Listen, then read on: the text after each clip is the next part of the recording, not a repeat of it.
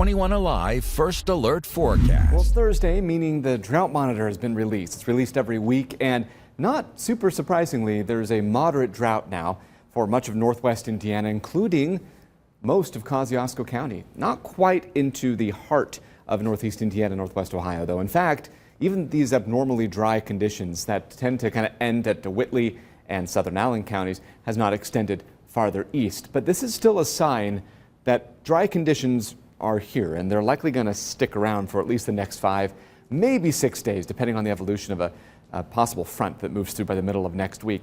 And we talked about this a little bit yesterday. Here's another way to kind of represent how dry it's been lately. So since the beginning of the month, Fort Wayne International Airport, where official weather records are kept for Fort Wayne, has recorded just a little over 3 inches of rainfall. Now, just to give you some perspective, my own personal weather station and rain gauge at home has registered about 4.5 inches of rain. So it really, again, depends on where you happen to be. So we would, at our place, we'd probably be considered normal, if not a little wetter than normal for May.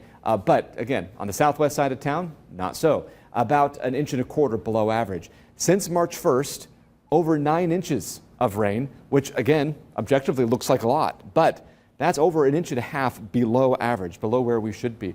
Again, this is our wettest time of year. Spring into summer is where we get most of our rain, and we're running a little behind. It's not dire, but it's noticeable, and we're likely going to be seeing, unless there's something significant that happens within the next week, that abnormally dry and moderate drought continue to creep a little farther east. But it's a little too early to start projecting where that might happen, mainly because, again, it's still that time of year where we would expect at least a steady stream of showers and thunderstorms, if not every week, at least every other week, to kind of keep things in balance. But we'll see. Satellite and radar shows the current situation. Increasing cloud cover after some decent sunshine earlier today.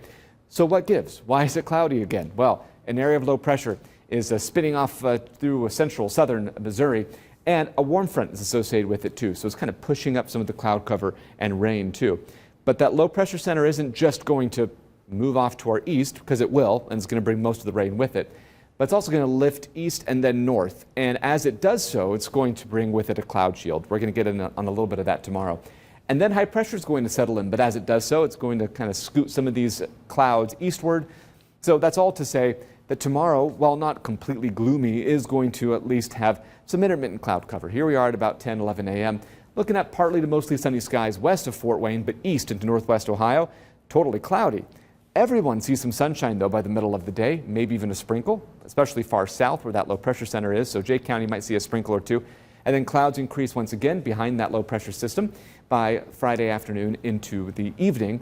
I would expect, though, that that cloud cover should be pretty brief. We're looking at partly sunny skies Saturday morning, transitioning to totally sunny skies in the afternoon.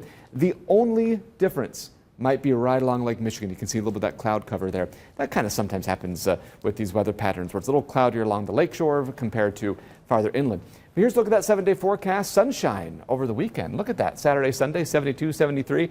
Not super warm, but not super cold either. 81 on Monday. We're tracking a few showers and thunderstorms and humid conditions on Wednesday, followed by a cooler, drier day next Thursday. All right, Matt. Thanks so much.